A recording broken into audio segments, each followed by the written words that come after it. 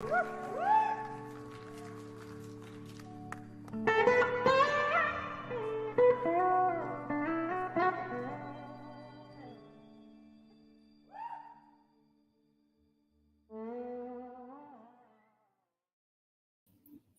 is up? Welcome to the unofficial Tedeschi Trucks podcast. This is episode number 92. I am Adam Choit. Bob Beatty is with me to my right. More on him in a second, but to follow this podcast, it's at Tedeschi Trucks Podcast on Instagram. Please subscribe to the show. Please subscribe on YouTube. If you're watching, you are there already. Tedeschi Trucks Podcast. It's pretty easy to find by searching that. If you're out there watching on YouTube Live, let me know if we sound good, if we look good enough, if everything's working. Testing. 1, 2, 3. Hope everyone is doing okay out there. We will have Alan Paul joining us shortly. He is on the way. He's on a train. He's in Manhattan, as far as we understand. We don't have his exact pinpoint GPS, but he should be joining us. I'll let Bob go grab him downstairs, and I can entertain you guys in the meanwhile. But I am on location in Manhattan, in town for the Beacon shows here. It's raining outside right now. But Bob Beatty is here joining me, a second time guest here. We're from way back, episode 21, and he's here to tell me all about his book. And we could kind of jump around. This is going to be a pretty non-linear episode for sure. Looking good, sounding good, says the internet. Thank you. Thank you, internet. So tell me about you know, the book, or tell me about your journey to New York for the Beacon shows. I don't know where to start. I'm sure we may repeat some of these questions and topics when Alan gets in a little bit. But. You know, you and I first connected on the Tedeschi Trucks side. So, you know, this is my annual trip, just like it was when I was an Allman Brothers fan and a lot of folks. So I came in yesterday because we were going to get together and talk. I love, to me, these sorts of things are like pre-gaming for an actual, like a game, you know, like, so I'd love to talk Allman Brothers and Tedeschi Trucks. And I mean, I don't know about you, but I'm really looking forward to tonight's show is to see what they're going to do for the special 50. There's been conversations going on the social media I see about that. I'm so used to being on Zoom, I'm looking at the screen, but there's actual human here in person. I can actually talk with my friend. It's really been a while since I've done any sort of in-person interview. It's been like Zoom for so long. First out of necessity, and I guess, and then out of convenience it became. And obviously people are far apart. But my expectations for tonight is obviously, or not, I shouldn't say obviously, but most likely we are going to hear I Am the Moon, Crescent. That's the first album. We haven't had Passaquan played at the Beacon Theater yet. Okay. Have we not? Did I miss something? No. So I intentionally, because I'm prepping for the book and prepping for this trip, I didn't look at what was going on. I figured tonight was going to start my journey for this week, and you know, my only guess was they would do the whole album front to back as something special on the 50th. You know, the 1, 2, 3, and 4, because they did do The Fall and the other 3. They did 3 and 4 over the course of the last couple of days. 2. So they're pretty ready. I've heard them do. So the last time I saw them was with you, actually, although we weren't together at Fox. So right. Ascension had just come out. So I'm looking forward to all of that. And I did not know they hadn't played Passaquan, so I'm actually really stoked about that. I don't think we've heard that yet. Yeah. And then people are talking about guests. Obviously, is a potential possibility. Warren may be around, Warren Haynes. So that people are always throwing that around. Obviously covers, Derek and the Dominoes covers, but they do that all the time. Not that that's, you know, is special all the time, but maybe some. I mean, we got to stand. I don't know if you saw it. Maybe you didn't, because you said you haven't really been. No spoiler. You wanted like no spoilers, or you wanted to go in fresh, but they did do Stand Back. The other. A friend of mine texted me about that. I did see it quickly. That, interestingly enough, it's funny. It's never been one of my favorite Allman Brothers songs. Forgive me. It's a great song. I just didn't, but. Apparently Duane said like that was where he really captured everything he wanted to do on slide was on that song. So it's always, when Derek plays it, when Warren plays it, to me there's always some sort of special, because it was that song Duane really felt was representative of his tone. TTB makes it funky, because I once in a while I'll go through phases and then dive back deep into the archives of live TTB stuff, the 2010, 2011, 2012 years, and they were playing Stand Back a little bit back then with Susan on vocal. Course, and Gabe did some of the vocal the other night on Stand Back as well. That dude, man, you know, he's a Nashville guy, which is where I'm from, and I've been fortunate to see him a lot during the pandemic. He was actually the first person I saw at a show. They did a backyard show. It might have actually been right around the time we talked, but I remember it was moving because it was the first like live music I'd seen. It was summer 2020, and we were all in these things, in these little, pods aren't the right word, but we call them pods now. We didn't call it that. But yeah, man, I never thought I'd want anybody other than Susan singing Dreams.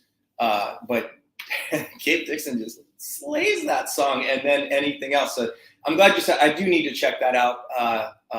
I did not hear that. I'm really glad you brought that. It's hard to keep up with the band in some ways, and that's just things move so fast from show to show, and new songs and new versions and different things, and all the content. I find it like hard interviews that they're doing and all kinds of things going on. It's like almost like print interviews, like all this stuff. It's like hard to almost. And then you got 12 members, and like I want to know what Mike's up to, and Alicia put out an album. Gabe's got his own thing. Yeah, I don't envy, I'm really glad I'm not the guy who has to keep track of it anymore, because like with the Allman Brothers, that was something I did just because it was I wasn't a part of it. I didn't realize I was doing all this research to write, but, yes, for me,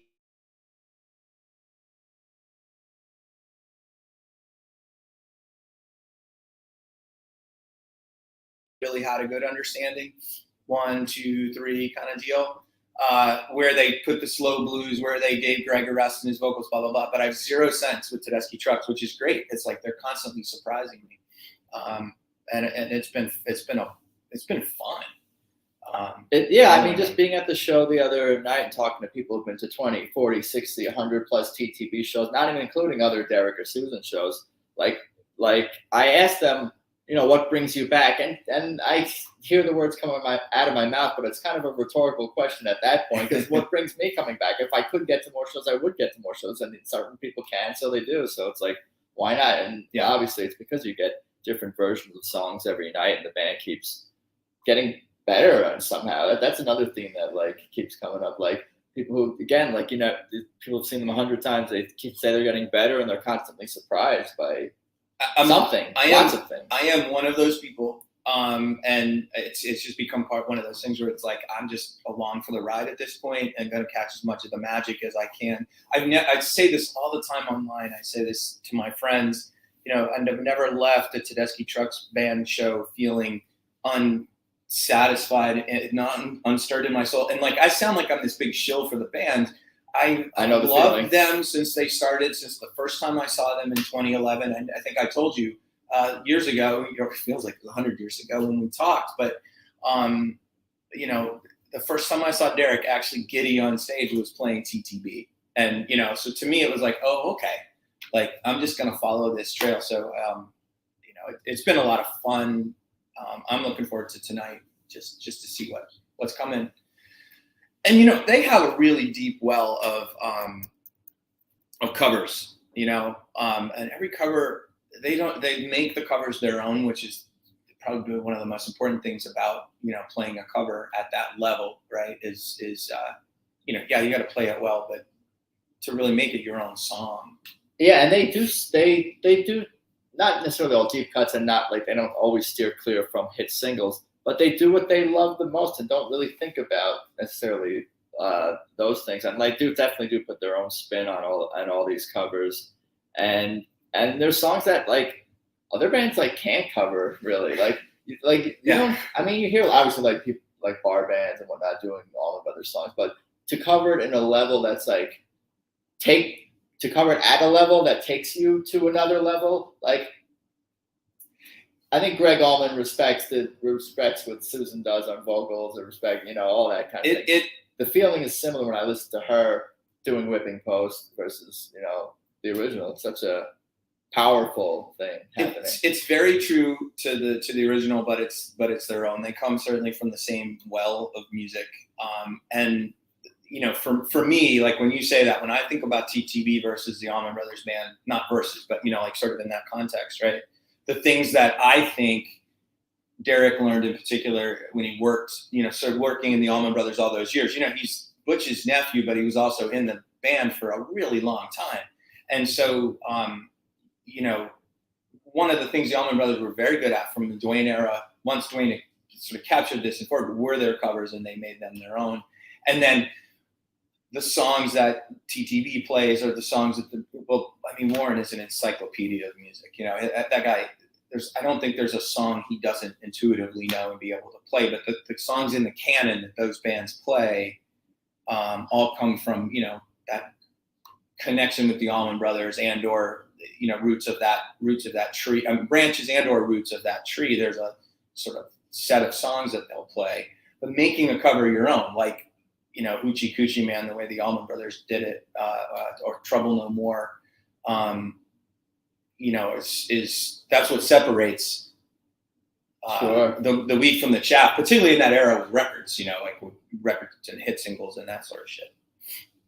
So we can go in so many different directions. How's that? You make sure we don't miss Alan. He's not waiting outside. No, I'm still looking. We're in the rain. So we're killing time outside in the rain. What I should do is, you know, I just recently posted the Cher interpretive dance to Midnight Rider. Greg was never seen this. Is this from something new or old? No, it's from the Cher show in like 75, 76. Okay. Anyway, that would one of my standard jokes when there's a lot of time is interpretive dance. So, you know, we could do the soft shoe a little bit as we go through. But no, I'm waiting on Alan. He has not written yet to say if he's. You better tell him that as soon as he walks in, we're gonna. I guess I'll give him you can tell. Well, if you're gonna go let him in downstairs. Yeah. Is that I mean, where are the keys? I think I put them on the counter over there. Yeah. That's funny. Okay. No, it's gonna be so much fun tonight. I obviously went to the. I could talk about my recap of the first two, or how many shows have I been to? What year is this? What month is this? Saturday. That was the question I was asking you. You weren't sure, so you've been just Saturday show. Yeah, just Saturday. So I will talk. Let's flip the tables on you. This is 2 of 5. So talk to me about Saturday's show. Saturday was amazing. They did. What did they do? They did not the. What's the one with Rainy Day and La Di Da? That's the third record. The third. That's the fall. The fall. That was spectacular. I should pull up the set list to that one maybe. But no, it was just spectacular from start to finish. They closed the first set with Whiskey Leg, Susan, and Derek going back and forth, and that's always amazing. The call and response between them. I'll just think about things that jumped out at me about the show. There was that. And obviously, Derek is otherworldly, virtuoso guitar player, and that's no slight to Susan. But the way they communicate together, that's also like otherworldly. Like she keeps up with him in a sense of like the musical ideas that they're exchanging and the intensity of the musical ideas without having it be forced in any way. Like, oh, Derek's playing louder and faster or something, whatever. It's all very organic and natural on both ends. That's a good point, and I say like don't miss it for that reason. Yeah, Derek is like one of the greatest. I think he's the greatest, but you know he's just one of the greatest guitar players in the world. She knows you know that, but she keeps. I mean, they like the conversation is what you said, and I think that's the another part of what they do that the Allman Brothers did very well. When they did it well was the conversation on stage that's happening, and it's. You know, with 12-piece band, it's happening everywhere, all the time. You know, sometimes I'll just watch the singers. You know, just watch them do percussion, just because, and then listen for it in the PA because it's like wow. I pan my head slowly left and right. Yeah, that's kind of what unless like there's something specific happening on stage, I try to just like what's my default is just keep watching like everything. And if I'm live streaming some video or something like that, I kind of try to do similar or just focus on Derek and Susan. That's also a good default. Just stand around the stage and kind of like it's like watching the point guard in basketball or the quarterback in football. I do. Derek's like a point guard to me, and it's just that it's all the game. The whole thing is sort of revolving around him, but he doesn't. It's so subtle sometimes. And I mean, with all of it, it's like where do you look? I think I'm sitting like really close tonight, and I'm not complaining ever. But sometimes if I sit too close, I'm overwhelmed with where do I look? Like, you know, what do I look There's like? worse problems to have. Yes, that's a good point. You're right. No, that's cool. There's other things that like jump out at me, like even from like the first night or whatever, the second night, because I'm listening to Ed Gendelman's recordings. Like hearing Elizabeth do her solo on Leaving Trunk. You got to check that out. Okay. That is incredible. And then Brandon did a solo. It's all becoming a blur from the ones I've listened to the ones I've been at. I think at least the first time I think I've heard him do a solo on Anyhow. Did they ever do a bass solo? I mean, on Anyhow? I don't know, and I would off the top of your head. No, I think we've heard that. Maybe they've done it at other shows that I haven't heard, but that was totally awesome and mind blowing in a lot of ways to hear, and super cool. And I think it was sort of like, I could be mistaken about this, but it seemed like it was improvised, or he kind of just jumped in. It looked like they were kind of like, who's going to take this? Okay. It didn't look like it was planned. Like, here's your solo. Like it looked like there was some sort of like moment where there was a decision being made, and then he just kind of stepped forward. You're looking closely. I like that a lot. Yeah. I'll be further up tonight. I'll be looking from further away. I told you this, and I'll tell y'all this too. My very favorite Beacon show ever was 3/7/98. I was sitting 3 rows from the top, stage right, and Alan knows this. I've told him a bunch of times that I watched J-Mo all night, and the way the sound was and what I could see, I literally could see what he did. Speak of the devil. I'm gonna step aside. You gonna do this last year? Yeah. I'll turn you down there. He's on his way here, but yeah, the last 2 nights were just super duper. You got the key, right? Yeah, I got it. There you go. Black gets you in the main door, and then the gold gets you up here. 18. I'm gonna leave this one open. Oh yeah, I think it'll stay open. Anyway, but yeah, the last I say the last 3 shows as if I went to all 3. I kind of feel like I did go to all 3 in some ways, just from listening to the 2 recordings. I didn't actually get a chance to listen to last night's show. I know it's up on the archive already, but yeah, I'm definitely looking forward to listening back to that show as well. I was actually listening to some of the original Alan Paul interview I did with him way back when, and a little bit of the Bob one as well. But so exciting. I asked Elizabeth, actually ran into her. I shouldn't say ran into her. I was by the stage door last night, and I asked her, do you like remember some of these solos or ever listen to them, like ones that jump out at you from different shows? She's like, no. Like, these are like mind-blowing things that these musicians are doing. And like, I'm like, I remember so-and-so solo from that date and whatever. And even from like a week ago or something like that, that solo we did on Leaving Trunk, some other date besides the Beacon shows. And they don't remember any of this stuff. It's going to take them a minute to get back up here because it's a 6th floor walk up, and I brought all my gear. I hope you all appreciate this. No, it's fun. I actually got a whole new mixer set up here. The Rodecaster. It's pretty impressive, and it seems to be working so far.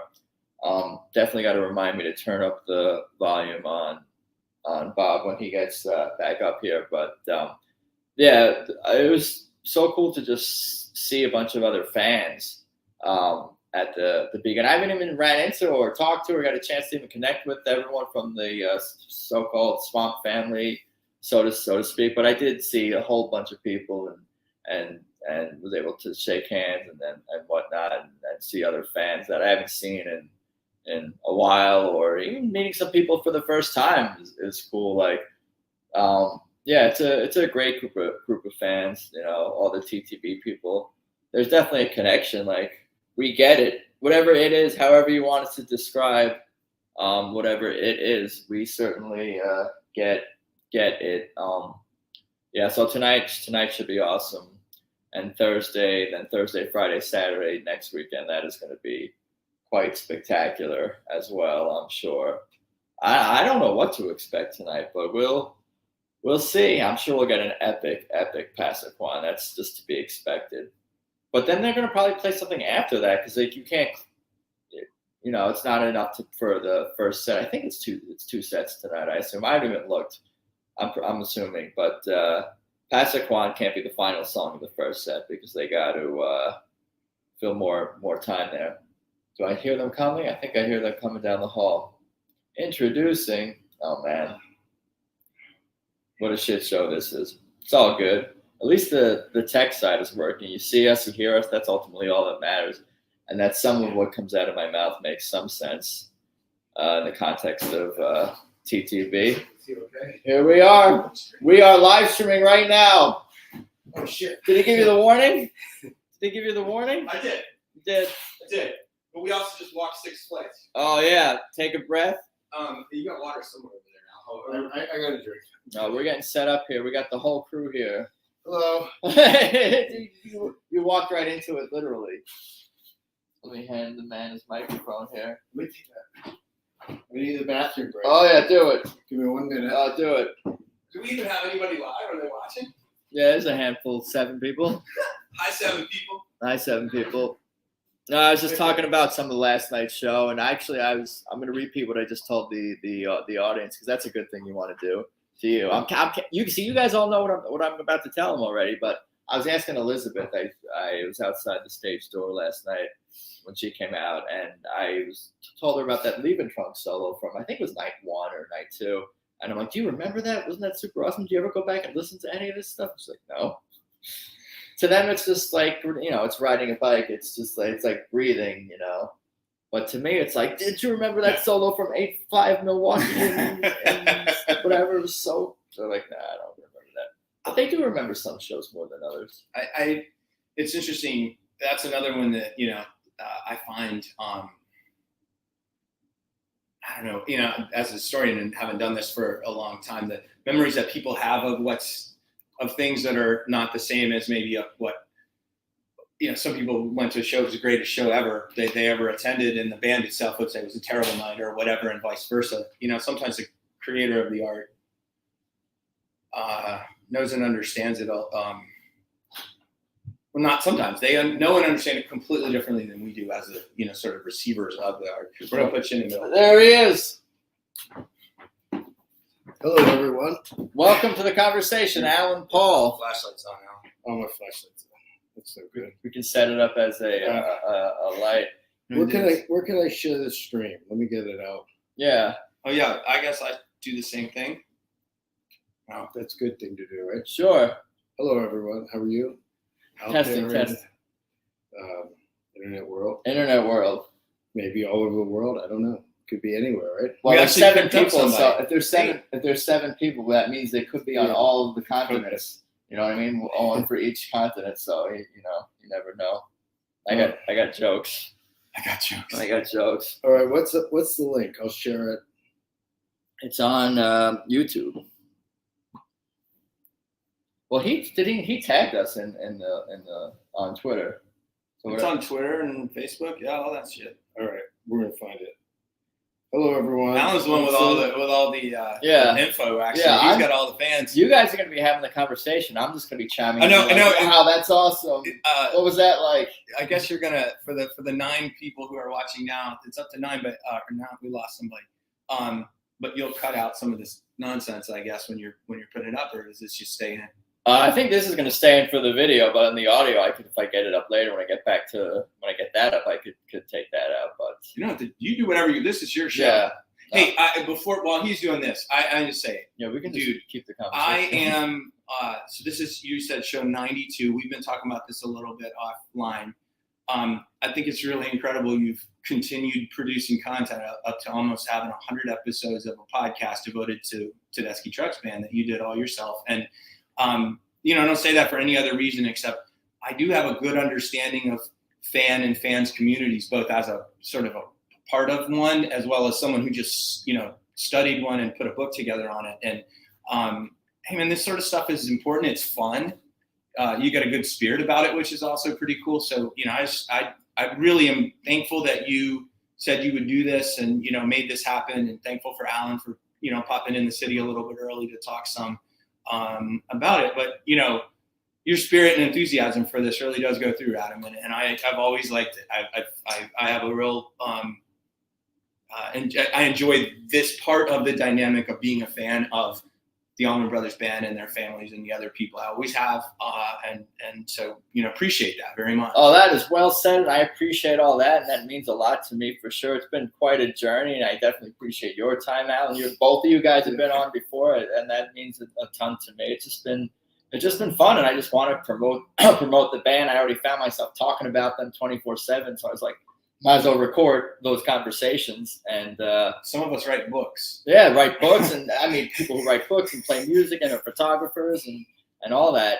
So I'm going to kind of steer the conversation towards you two guys, and maybe I'll just jump in because I've talked to both of you, and I know you guys have tons to say about Derek and Susan. I've been in this world even, significantly longer than I have, so I'm happy to just hear the stories and your guys' journey and all about the book as well, of course. Let's recap why we're here. Okay, so number one, we're all in town in New York. I live in New York metro area. These gentlemen don't. Adam, where do you live? I live in Los Angeles, but I have family in Long Island. I grew up on Long Island. Okay, so he's in from Los Angeles. Right. He's in from Nashville. And they're here for the Tedeschi Trucks Band at the Beacon. I'm in New York City right now for Tedeschi Trucks at the Beacon, but I live nearby. I'm always here. And we're here together to talk about Bob's. This is Bob Beatty. We're here to talk about Play All Night. And we're going to talk about lots of other things, but let's remember why we're talking about everything. It's because of this great book that came out. I had the pleasure of doing a pre-read of it, and it's a great book, and it's called Duane Allman and the Journey to the Fillmore East. So there's a lot of focus on Fillmore East, the shows that produced the great album that we all love at Fillmore East, that Tedeschi Trucks Band and everyone else playing this type of music is still sort of inspired by and chasing to some extent or another. So that's why we're here, Bob. So let's keep the focus on. So yes, congratulations with your book. Thank you. And Alan, you've always been very generous to me. Thanks, Alan. What I want everybody to do, please, is read the acknowledgments which are in the back. I'm really upset about that because I really put a lot of thought into the people who helped me along the way and build the narrative. So I do appreciate that a lot. This is kind of my first launch among the fan community because I really respect the work that both of y'all do. So I'm thankful. And yeah, Alan also blurbed the book, which I get a lot of love for. Awesome. So what did I say exactly? Because the greatest fucking book. Yeah. Greatest so book I said, Beatty, that's Beatty, writes with the heart, emotion, and passion of a fan, the authority of an expert, and the deep analysis and factual grounding of a historian. This book is a valuable addition to the Allman Brothers canon. So let's talk about each of those things. Let's talk about, when I say the factual grounding of a historian, you are actually a historian. Yeah, right? yeah. So let's talk a little bit about your academic training. So I've worked in history museums and historic sites and such for more than 25 years, and started my PhD. It was my midlife crisis. Guitars in graduate school, and I went to my advisor, Van West, who I think you've tried to talk to in the past, the Tennessee State historian, and I said, hey, dude, I was 40-something years old. I had this goal that I had set for myself, and I said, I want to do a book on the Allman Brothers. And he just looked at me. So I did graduate school. I did twice. I worked full-time, got my master's, and then worked full-time and got my PhD. And my dissertation, which is essentially a super rough draft. I had no idea how rough that draft was until I tried to do it. So I have spent 25, it's no shit. I'm not lying. It's been a long time. The way you've been mining sources yourself, I thought about this as we worked on your book this summer. You've been working the beat.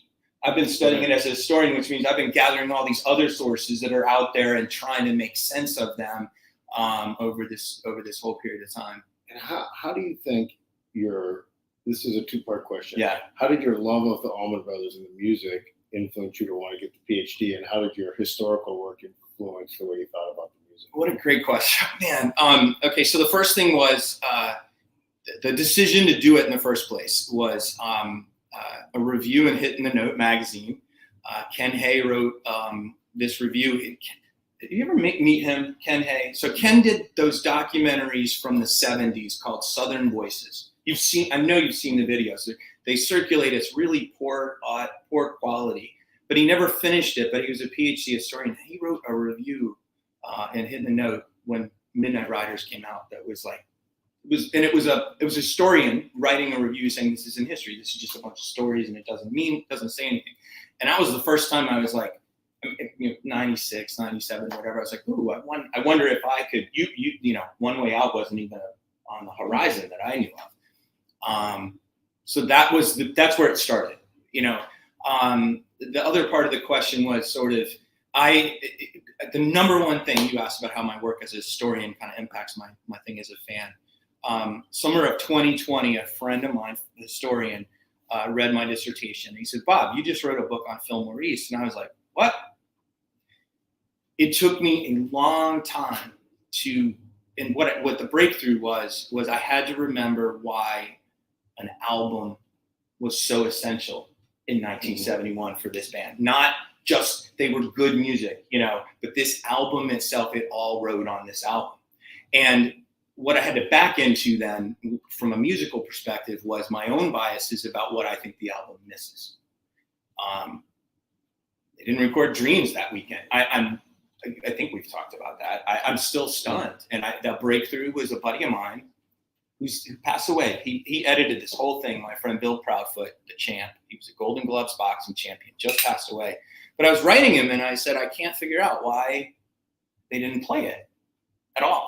And he goes, hey man, they were working on other stuff. And that was a real eye opener to me. So again, that was where my fandom sort of intersected with my historian, sort of intersected with this kind of, I don't know, special knowledge that we feel like we know or whatever. Does that make sense?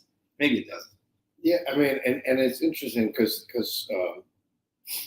to sum up why they didn't do it, I think, you may have found something different, is that they wouldn't have really conceived that 52 years later, 52 years later, we'd still be talking about this, and that they had to record this historical document of their performances. They were playing what they played then. They didn't sit there and say, oh, well, because this is going to be the ultimate live capture, we better make sure we get our top 20 songs that we love.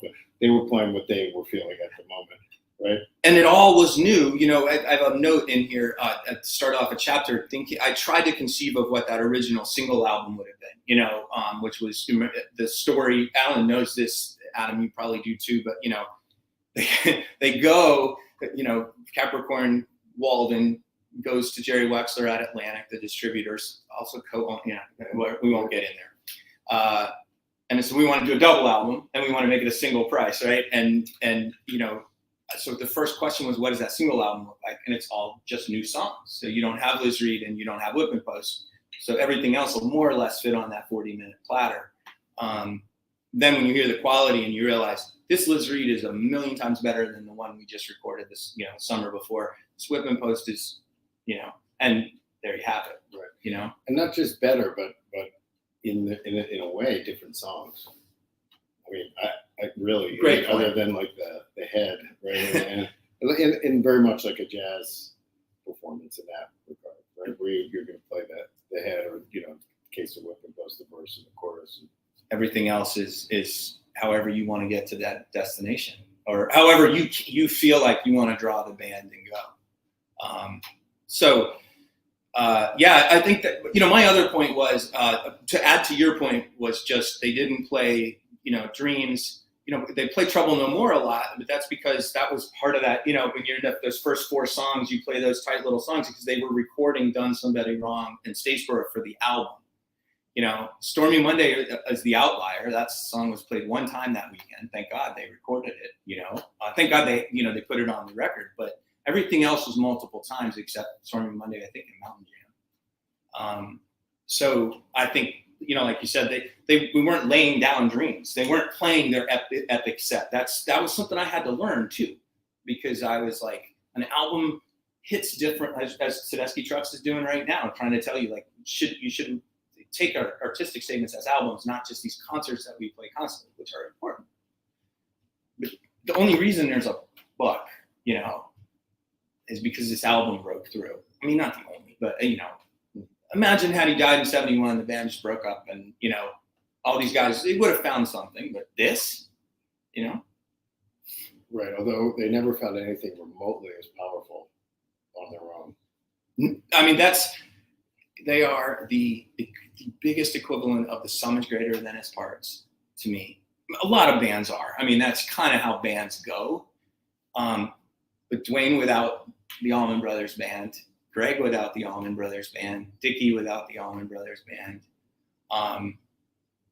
Butch, actually, I always say, I thought Butch, and I feel good about putting some more of that in this book with Betts Hall LaBelle Trucks, and particularly Frog Wings, just how freaking groundbreaking I think Frog Wings was. And I'm glad you did it. And I wish Butch could see it. because Butch was upset with me that I didn't put more frog wings in my book. So I wish I could go back and rectify it and make Butch happy. I wish I could rectify it, and I wish I could still make Butch happy. Frog Wings was Derek and Butch. Yeah, so Frog Wings, which really Butch started in a way because, Warren and Woody had Government Mule, and he wanted to have something outside the Allman Brothers. Right. Derek, well, I don't know how old Derek was. I'm not going to say because I might be wrong, but he was a teenager. He was probably 16 or 17. Mid 90s. 97. Yeah. 97, yeah. So, he was 19 when he joined the Allman Brothers in 99, so I guess he was 17. And so it was Derek, Jimmy Herring, Quinones was in there, and Butch, of course, O'Teal, and Kofi. Yeah, Kofi with the second. I And- forget who the first guy was. And it was Edwin McCain. Edward McCain on the first album, and then Edward McCain got a little record deal and moved on, and they had John Popper. Yeah. There you go. Make sure Turned it off. Not a huge John Popper fan. I went and saw them at Wetlands, and it was just an incredible night. And they took a break, and I was in the dressing room and had a really nice hang with those guys. The dressing room at Wetlands was tiny. Yeah. And I came back out. I was with Andy Allen, my friend, who ended up being my co-author on Texas Flood, and we're the band Friends of the Brothers together now. So we were just friends at the time. And we came out and we had a great spot next to the stage, right by the stage. We were very excited. And then they started playing, and we had John Popper's speaker right behind our heads. And so there's Jimmy and Derek and Kofi just blowing like crazy, and all we could hear was the harmonica. So we had to bail and go to the back of the room. Yeah. But Better sound. that's a personal thing, but no, the band was fantastic, and it was very visionary of Butch to put those guys together. And obviously, he knew Derek, who was his nephew, so needless to say. But he didn't just know him; he recognized him as someone who wasn't just a good kid, but a great artist emerging and needed to be heard and showcased properly. So, Derek Trucks Band existed and was doing okay already and stuff, but Frog Wings definitely exposed Derek to a lot more people, certainly in the Allman Brothers world. Yeah, that first tour, I did not really like it when Popper joined, and I was okay when he did. Edwin McCain was absolutely turned out to be perfect for that mix of people and the way they went.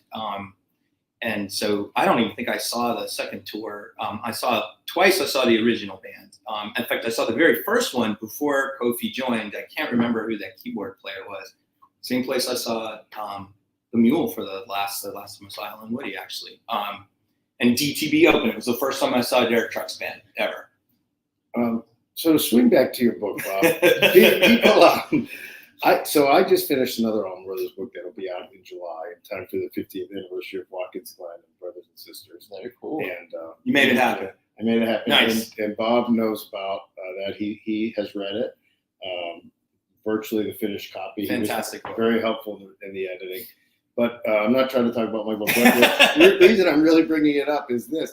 I have to answer a lot of questions from people, and I know I will continue to. But why did you write another Allman Brothers book?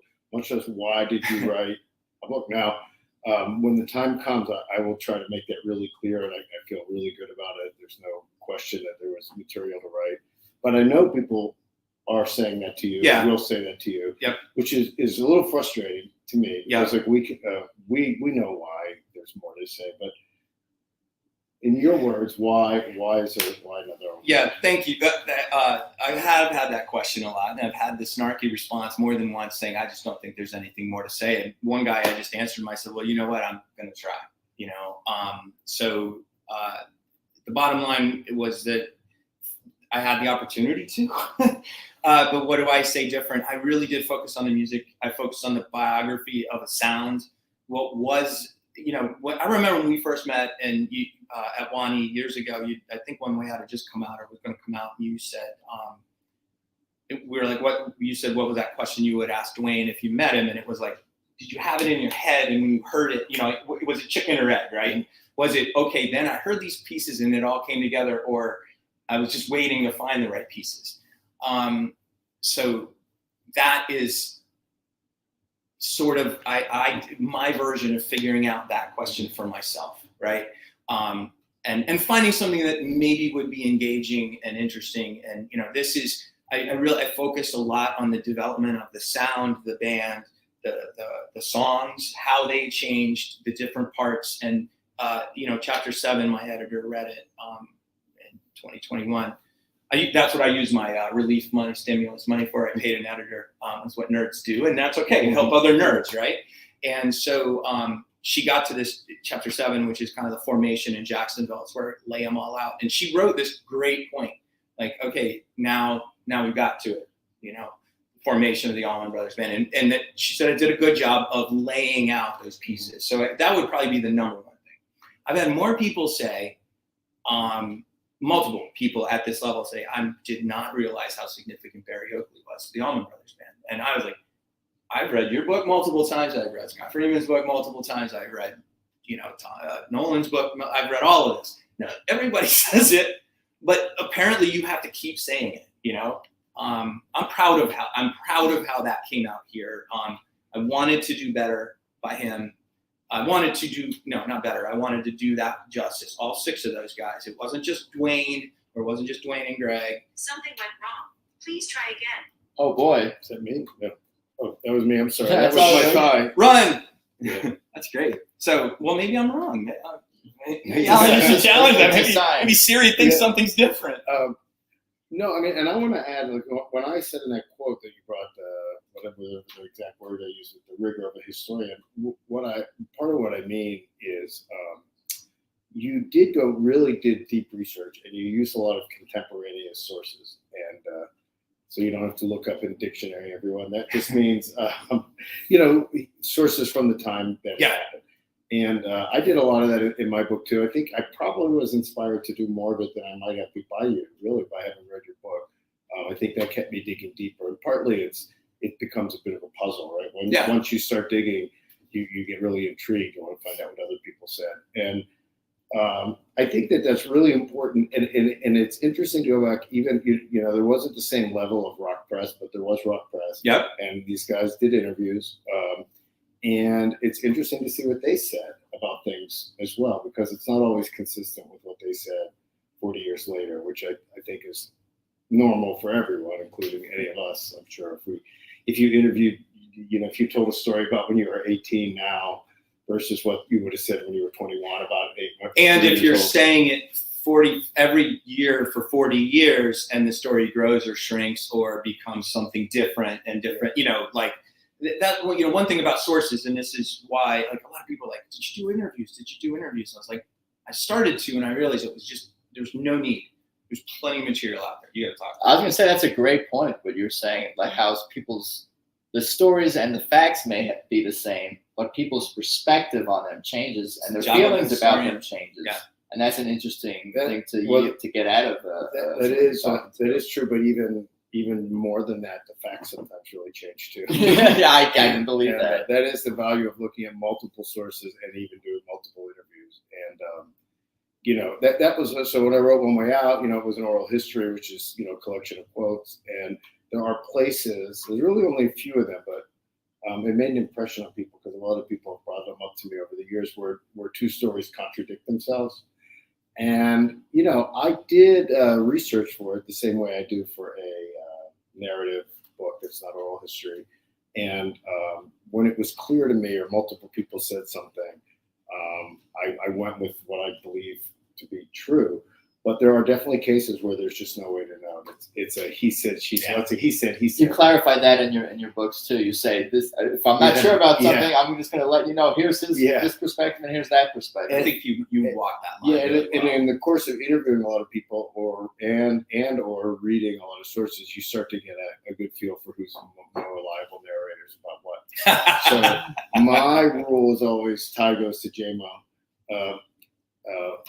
He has one of the best memories, and he's not afraid of saying something that makes himself look bad. I think that he generally has a pretty clean history in terms of how he treated people and stuff. So not necessarily a lot of that, but he doesn't spin it always things in his favor, which most of us do. It's not just Greg Allman and other rock stars. I mean, it's just sort of human nature. That's generally what most of us do. It's one of the things that makes him truly remarkable to me as a character in this story. I took almost everything he said to the bank. Much of it comes from your work that was in One Way Out or in Hidden Note. Because I know this to be true. Then again, I'm not digging in certain directions my stuff is more, this is what Duane and the band said they wanted to accomplish with music, and here's what the reviews said of the first album, Idlewild South, Fillmore East, and concerts in between. And I think it's important to say one other thing about Fillmore East, which is, we're in a completely different era now, where for important, significant bands, most shows are recorded in some format. That wasn't the case then, which is also why the Grateful Dead is so spectacular in that regard, because of the strange circumstance where they had their sound man, Owsley Stanley, was a lunatic of the best sort, really, for the most part. Yeah. And he taped every show, and a tape was expensive.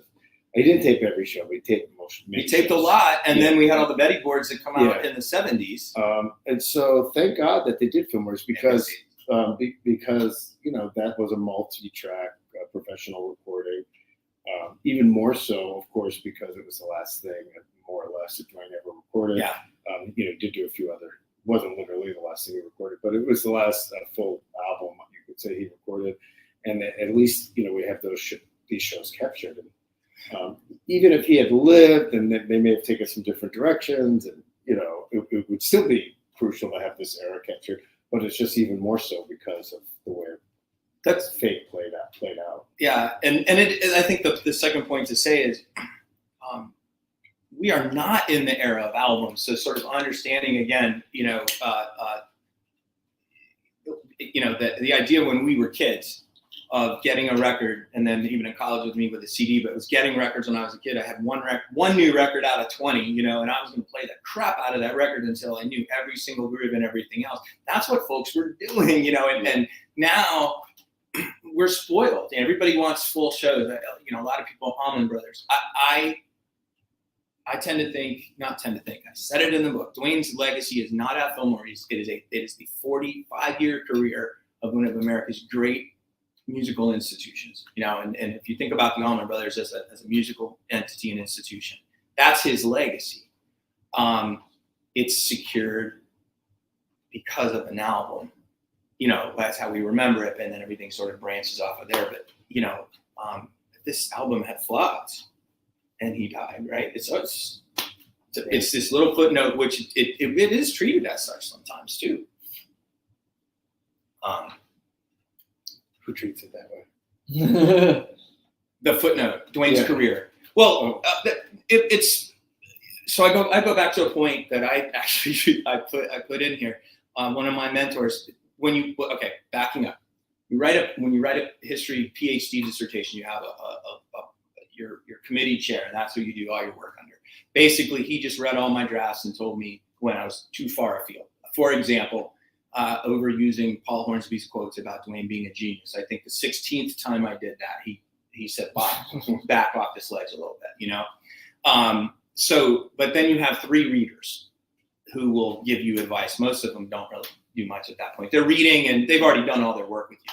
But one of them I had a class with, and she read Galadriel's book. And Galadriel's book starts with, my father's killed in the first paragraph of every article that's ever written by him. And I did a little taste test on that and watched. And you're a journalist, you kind of lead with, So I was like, well, I'm not going to do that. She literally taught me that, let's think about another way to present this story that does not, sort of do the obvious. So that's where it gets in that, to me, Duane died, motorcycle crash, left blah, blah, blah, Fillmore East, Rock and Roll Hall of Fame kind of deal.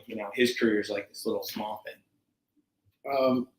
Well, I want to talk about Galadriel for a second, and I'm going to tie it right back into Derek and Tedeschi Trucks because, Galadriel's book is great.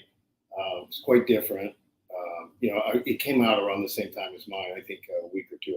Really around the same time. I did not realize that. Yeah, within a few weeks. We were both going for the 45th anniversary. Okay. I guess, I mean, I never directly discussed that with her, but I'm pretty sure, they were starting the Beacon run. It was the 45th. It made sense for me. I'm sure it made sense for her. I initially got an advanced copy and I just read it really fast, basically to make sure A, it wasn't too similar, and B, that it wasn't too different in some important factual way. Right. If I had something in my book really different than what she said, I would have been concerned. And in my mind, there definitely wasn't any factual inaccuracies that I discovered or major conflicts, and it was quite different. So I wasn't really worried about that. I think they're very complementary. But her book is different because it is a history of the early band in part, but it's really her search to meet her father, and who she never knew, in a meaningful way. And it's in that regard, I think she speaks for the women and children of rock and roll in a way that as well or better than anyone really ever has. And the women and children of rock and roll are not a pretty story at times, and it's an interesting thing. And Derek, an interview I did with him, either on the last Derek Trucks Band album or maybe the first Tedeschi. I'm feeling like it was the last Derek Trucks Band album, but with Susan was on a few songs and they were really starting to collaborate together. And Derek said something that's always stuck with me. I think to me it's the most interesting thing he's ever said to me in an interview, and I've interviewed Derek a lot. That's saying something. Well, for me, I mean, I'm not saying everyone would agree that it's the most interesting, but he said, and this is a paraphrase, not a direct quote, but it's the right intent. He said, well, people like Duane and Jimi Hendrix taught us how to be great musicians and artists, but they never really taught us how to balance that with being great people. I don't think he said great people, but, full people, great husbands, fathers, and like a complete person and an adult, basically. And that's what I'm trying to do. And I think that was a really big motivation for him to want to have a band with his wife.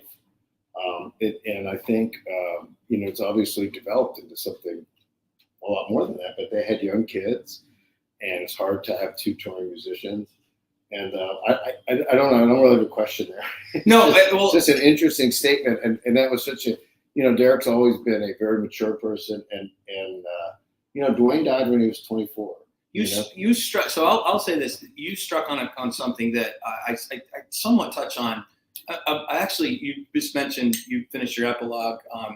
So the preface was the one that really I agonized over the most, and then my introduction, obviously, because that's really tells it. But that epilogue kind of flowed out of me, and it was I had to write 1972 forward. Like I pulled it all together in one chapter, and toward the end, I talk about the lessons I think Derek and Warren learned from being in the band, because I don't want to get into the actual family, because I'm not an observer of the familial relations. I am an observer very closely of the musicians on stage and what they have done in that context and have done out of it. And so I approached it from what did they learn from being in the Allman Brothers band. Now, I was just listening to a podcast about how TTB rehearses every night before they go on stage. So we get a lot of video of that. I know damn well that's because the Allman Brothers all sat separate rooms and then went on stage and thought, okay, we're going to clip the magic on and it's going to happen. I think the same thing. You validated something I knew about him forming that band, which was exactly that. I told a friend of mine this. He was all worried he hadn't accomplished anything by 24 because Duane had. I said, you don't want to do Duane. Duane flamed out. You want to do like Derek. You want to build a long career that you get to choose what you want to. So I will say, I'll tie one final thing in Galadriel. It's one of my biggest, nerdiest things ever. But, Derek's main rig, his guitar, comes from the Artist Proof number 4 from Galadriel, of that brother-to-brother SG that Duane played that Dickie had given him. I mean, that's a really cool moment to me. It always has been. He's out there and he's a low maintenance guy, one guitar, Well, and Derek, in a lot of ways, post Allman Brothers band has really separated himself. He doesn't, in ways that he's been pretty clear about. And very careful about it. But at the same time, he certainly respects and really cares about this legacy. I mean, he has Duane's amp.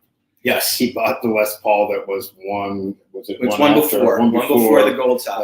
Duane's gold top, which was basically as close as he could get to buying Duane's gold top. Yep. He plays the brother guitar, which is basically an exact replica of the guitar that Duane played slide on, and Dickie had played before that. Those of you who don't know, Duane only had one guitar, and he would retune on stage between songs when he was playing slide and open tuning, which is a completely absurd thing to do, but that's how he rolled, and it drove Dickie crazy. So Dickie just gave him his SG. Take this SG. You do hear a lot of tuning on the different live albums. I remember there's no songs. tuners really. It's all going by ear, and then Greg will hit a note. And then and so Dickie eventually said, "Dude, you play this guitar," and he gave him his SG. And they had money by then, or something. They had enough. I mean, believe me, Duane could have bought a second guitar. So he had enough money to have a second guitar. But so and that's that SG that Dickie gave Duane. That's why it's called Brother to Brother when Gibson made the prototype. And Derek plays it. He's I had it all certainly set aware up and really cares. for Derek to play that this past fall. Did I tell you about that? I was gonna call. I was like this close to calling you for the scoop. They were videoing it. The museum that has it. That guy was like, yeah, I can do it. I freaking drove out there, all set. And he goes, you can't do it today, bro. It was tough because I know what that means to him, and I knew he hadn't seen it, and I knew because Graham Nash had had it all this time, and he wanted to take it on tour with Clapton, and I think what's really interesting is the gold top sold for God knows how much, $1.5 million or something. This SG only right, but it's less than 600,000, and I was like, I don't understand why the difference, but I'm not one of those guys. Yeah, I mean, I don't really understand either, but I think that it's basically a reflection of the value absent Duane Allman or celebrity playing of a gold top and an SG. Okay. I think, but the gold top's also been refinished. It's really not original, so that actually reduces that. I don't know. It's interesting, and the reason I bring it up is this week I recorded, actually last week, with some friends of mine on just electric guitars in museums, as that's my world, and did a little walkthrough of Duane's four Les Pauls, because that SG is actually a Les Paul model. It was on my mind, and I was like, I wonder why. So there we go. I don't know there. Yeah, and in just a few hours we'll see Derek play it. Yeah, where are we with timer? Are we taking up too much time? Or It's should we quarter do after 5. What time should you have plans before? I'm meeting a friend for dinner, but I'm fine. Oh yeah, well I have to get something too. Yeah, we'll grab something on the way out. Yeah, we can keep going. Hey, Alan, the Allman Brothers. I mean, this is true, but huge New York City, like that was something, and that was another thing as I unpacked it. Now, I love this city. I'm not a New Yorker. You guys know I'm a Floridian. I'm a Southerner. And I was taught to be scared shitless of the sound. And I was. I mean, I watched Fort Apache, the Bronx. I know. I mean, I listened to the early hip hop, the message. But I came here in '92 in the East Village, right at the tail end of what was still cool down there. And I don't say that as one of those blah blah blah people, but I caught it. I caught it just right. Had no idea at the time. I was right around the corner from the venue where this record happened. At the time, I was not a huge Allman Brothers fan. That came actually the following summer.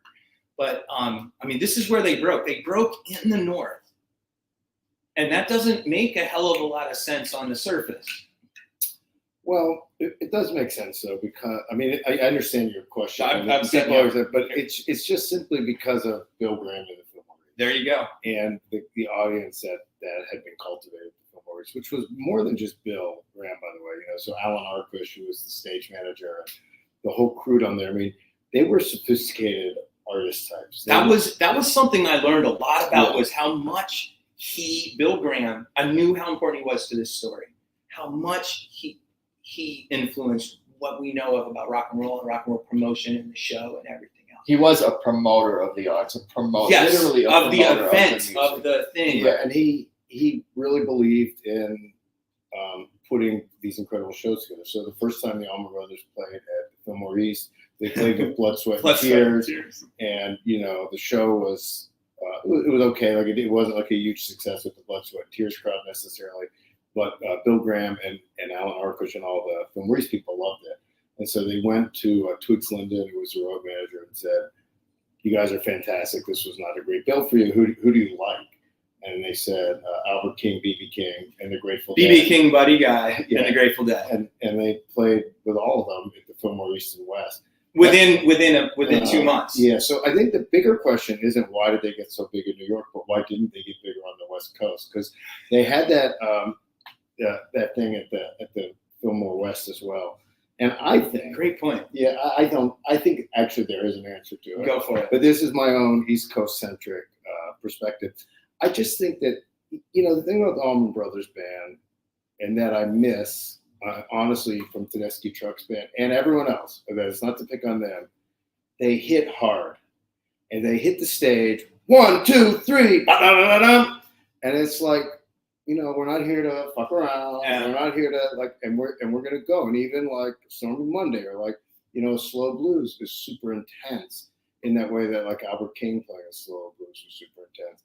And I think that their intensity and drive was just a better match for the East Coast than it is for the West Coast. I agree. And the West Coast already had a very established music scene with the Grateful Dead and Jefferson Airplane and that whole lot of other bands coming out. And they were obviously, they were influenced by them and had a real kinship with those bands, but they were different.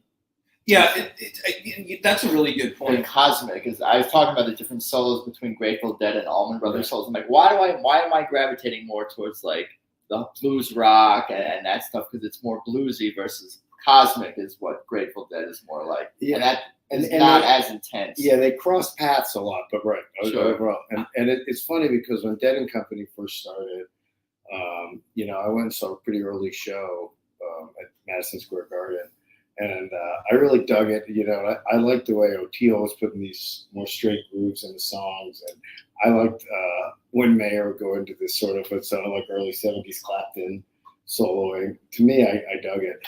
And, I had some really hardcore Deadhead fans who were like, it's pretty good, but it's a little too like early 70s Clapton. That's what you like as well. Yeah, and it's a different thing. So that's just literally like, I like cheese pizza. Right, well, so that was a discussion. I put this. Yeah. I've got a social media at Long Live the ABB, which has been something I've been saying for years. It's because it thinks about the entirety of this story and career and of Duane and the influence that he has.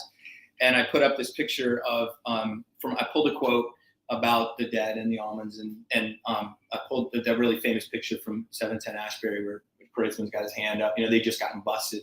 And, I had a bunch of people, one person in particular, sort of saying why, sort of comparing, I've never thought the Grateful Dead were good and blah, blah, blah. And I just wrote and I said, music is ice cream, man. Oh, ice cream's good. Listen, I just prefer the Allman Brothers. I prefer mushroom flavored psychedelic ice cream or psychedelic mushroom flavored ice cream. But I do like Cherry Garcia. Jerry's famous quote, which I just love, is right. We're like licorice. Right. People, not everybody likes licorice. People who like licorice really like licorice, and I think that's, I've had to learn about that too, writing and not pissing people off because, I think this is the greatest fucking band in history. I think Duane is the greatest ever. I think that honestly, I hold Derek in very high regard, which you guys know. But for this band, I set out, it was like when I started was why they are the greatest ever. Well, you can't say that. That's impossible. But here's what Duane wanted to do. And here's why Fillmore East worked. And that's why also to go back to the quote I said, where we're talking about the passion of a fan. You do lay that out right in the intro, the preface. I mean, it might be the first line. It is literally. Right? I got to read it. Yeah, it's the first line of the book, and it's cool. He lays it right out like this is what you're getting. Before you start reading this, you need to know one thing. I'm far from unbiased when it comes to Duane Allman and the Allman Brothers Band. Though I'm an academically trained historian who's worked in the field of history museums since 1999, my dyed-in-the-wool, unabashed, hardcore Duane Allman fandom led me to this project. I rank the Allman Brothers Band among the greatest, most significant rock bands in history, and their third album, At Fillmore East, is why we remember them as such. So, what I just realized? You were telling me that I gave you such a great blurb. All I did was rewrite your first paragraph. I don't think I did that intentionally. That's what makes it great. But it just struck me as you read that. I was like, oh my God, it's my, I mean, it was, my goal was, I've read a ton of these books. And what's funny about my work on this was I didn't realize how much I've been doing all these years. It started, Alan did I'm a fanboy out on my buddy here, but he did this PDF book on Amazon. God knows how long ago was that? 2010 or which book? You did an Allman Brothers pre-book before One Way Out. Yes. See, he doesn't even know it. No. I know. I did one with the Grateful Dead too. Called Reckoning. Yeah, which I got to. Sounds good. Yeah. So I guess that ebook came out in 2011. Okay, so a couple of years, maybe. And I was like, wow, this guy, like, there was something you said that was like showed me that you and I sort of understood this from the same perspective, or at least we're trying to unpack it from the same perspective. And it's well, now I don't know where the hell I was going since you didn't know your dates from your stuff. Craig Rusky, if you're paying attention, I told you, Alan, I know more about what's in Alan's books than he does, and I'm certain hopefully somebody's going to do the same for me at some point.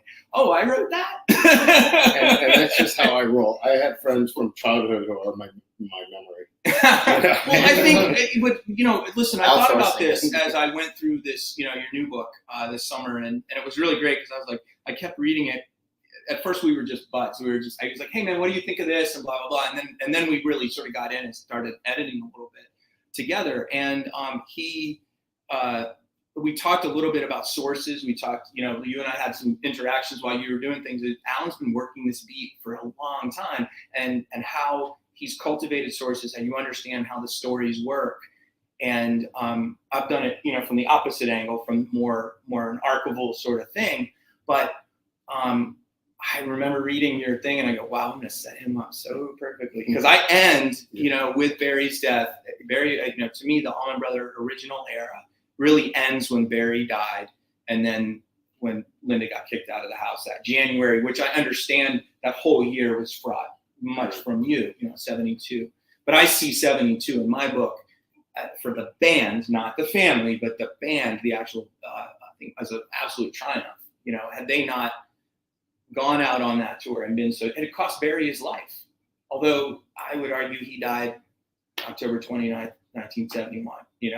Everything I saw, everything I've read. Yeah, which is a pretty crazy thing. We have some time, and we'll talk about that another time. Yeah, I mean, we've all had people we were really, really close with. I think I could safe to say pass away tragically, and some. This can break you down really bad, but I've never heard of anyone else in a romantic or familial way, i.e. not your son, not your daughter, not your husband or wife,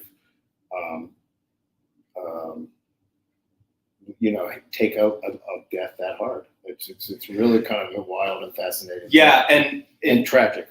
Yes. And I lost a brother and a sister, while I was writing this book. Brother I was extremely close to. I can relate, and one of the things I suddenly know is I know a lot about how bands respond to death because I know this band and what they did. And that's to me, and it's actually something from an intellectual perspective, I actually want to do a little bit more about, because it's like, they literally played at Duane's funeral.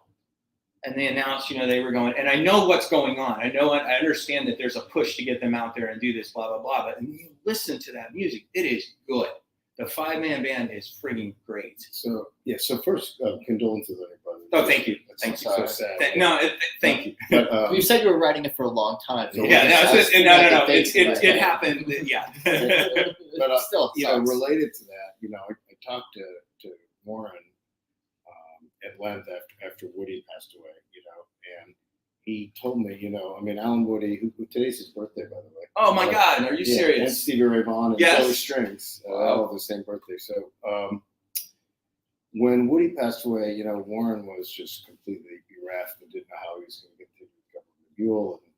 And the first 2 phone calls he got were from Greg and Phil Lesh. Yep. And they both had experience in this, sadly, and they both said to him versions of, you must carry on. You have to figure out how, but you must carry on. So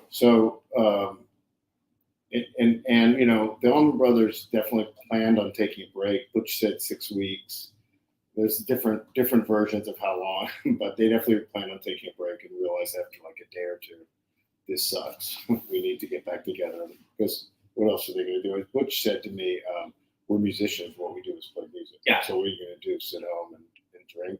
Which was also, you know, what they did in between shows. So I just want to say, death and the reaction to it is one final lesson I believe Haynes and Derek Trucks learned from the Allman Brothers Band. When a bandmate dies, the survivors are obligated to carry on musically, and playing music is how musicians best cope with and deal with grief. So it's interesting you said that about Warren, because I felt like when I put that in there, I was like, I wonder if that's really, you know, like, but I think it's really relevant, and you know, sadly, a lot of musicians, you know, were able to lend assistance to that because they have been through that, and it is a really important part of the Allman Brothers Band story, and you know, I mean, heck, to some extent, it's part of the Tedeschi Trucks Band story. I mean, that's there too. You know, of course, Kofi's loss was I think a huge hit for them emotionally and musically and otherwise. And though obviously he wasn't a member of the band, Colonel Bruce Hampton's death also was, you know, huge blow to Derek and Susan. He's sort of their spiritual father and someone that they were just very, very close to. So, right. You know, at that time, just to go back and remember, in January 2017, Butch died. I'm sorry, in 2017, Butch died in January. Colonel Bruce died May 1st, and Greg died at the end of May. And I interviewed Warren for obituaries and story I was writing for all three of those. And it was getting ridiculous. And so by the third time, when I interviewed him about Greg for an obituary I was writing for Guitar World, he was in Europe, so the timing was a little tricky, and we connected. And we just were talking, and Warren was. I said, Warren, I can't believe that we're having this conversation again. And we were both basically crying.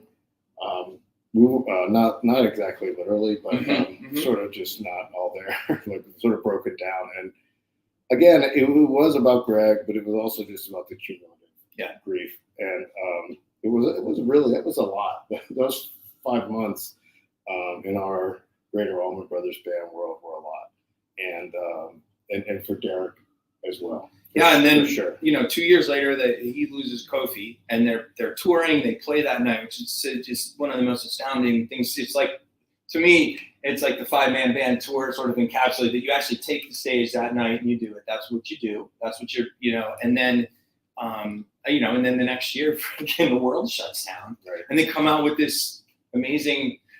Quick note, because I know we're on a Tedeschi Trucks Band podcast, and Adam, you've been really kind letting us. Of course, I'd love to just listen to all this. When the pandemic hit, you know, you were doing your live thing. We were all trying to fill our time, and it was great. You know, at first it was great, but it was watching good people just try to do stuff, you know, as they go through. And at some point, I got really mad, and I texted a friend. I said, "It's a crime to pull Derek Trucks off the road right now. This is unbelievable." I was like, you know, they should be prosecuting people. And the guy writes me back, he goes, "It's not like Derek's not playing, Bob." and that's how he said it too. I know exactly. And you just can't hear. And remember, you know, the time off the road, they never would have done the Wave album. You know, they had time to mix it and get around with it, and I don't think they would have come up with this. That's the one really S4 album right. thing. Mike, by the way, Mike Madison blurbed my book, and I'm extremely proud of that. Very cool. Because Mike is that resident, you know, sort of scholar on that. The bard of that band, and I've always Harvard. Like his liner notes in, I think it's not Revelator, Made Up Mind are some of my favorite liner notes of it. I love them. He's just talking about what a great hang it is to be in that band, you know. Seems like it. Yeah. Well, let's not forget again why we're here. Tell people where they can find it and buy it, play all night, talk more about Duane it. Allman and the journey to Fillmore East. So, listen, musical biography of the Allman Brothers Band that culminated at Fillmore East. My website is at www.fillmoreeastbook.com. And if you go to the the link to the press, you get it directly from the press, University Press, and they get, I think, a little more money. Amazon was out of stock for the last week. I don't quite know what happened, but they're taking orders again at this point and doing orders. So, and then you have a book. They just didn't order enough. Yeah. So and more of your fans pop up and ordered. Yeah, I was trying to. This is the easiest sell book I've ever had, by the way. I mean, the last three of, the first one did really well, but it was a coffee table book. But this is the one, like, I don't think anybody's going to be like, oh, what are the Allman Brothers, So my book is coming out July 25th, I think. You actually got a date now, and you got it in under the. Yes. There's very, very extensive section on Watkins Glen, and I was adamant that it come out for the 15th anniversary of Watkins Glen, and we're just going to get it out. And I'm going to be doing a cover reveal soon this week. But if you're tuned in and listening, you get the first. Those of you who are looking online, that's the cover on my Very phone. cool. It's called Brothers and Sisters, the Allman Brothers Band, and the inside story of the album that defined the 70s. And went back and forth on that subhead because it's about a lot more than the album. I didn't want it to seem like that, but it just seemed like an appropriate title. I wanted to do. I lost my title battle too, and I think it's a damn good title. I just was like, okay, whatever. I wanted to call it. Sure has been a fine weekend, because I've just always loved the End of Mountain Jam. Thank you so much. Sure has been a fine weekend, and I wanted a fine weekend. Duane Allman, Fillmore East. No, we want to play all night. I mean, play all night is perfect. It's a logo, or not a logo, but a motto for the band, really. And I will say this, I feel a real special affinity now, and whoever that dude is, you yelled that out, and I it's coming. I know we all know it's coming, but it's like that. Yeah. So I'm really looking forward to your book, and it is about a hell of a lot more than Brothers and Sisters. I thought it was stay tuned. Yeah, a lot of great stuff coming. AllanPaul.net is that's the best way to find you. Yeah, or just I update my Facebook page more, but AllanPaul.net is my website, and just Facebook. I think it's Allan Paul Author, and I update that all the time, so that's probably more reliable. But big stuff like book releases will definitely be on the website. Very cool. Thank you, guys. I appreciate the time, the stories. I know we got to get over to a show. Thank you for hosting us. For sure. I'm a fan of what you're doing a lot, so I'm just really grateful. I appreciate it. At Tedeschi Trucks Podcast on Instagram, Tedeschi Trucks Podcast on YouTube. Easy to search, subscribe. I appreciate all the support. Anything else we need to cover or mention before? No, it's great. Anybody who's coming to the Beacon the rest of the week have great shows, and we'll be there. We'll see you there. Some of us there. No, for sure, guys. Later. I'll get this audio up version soon as well. All right.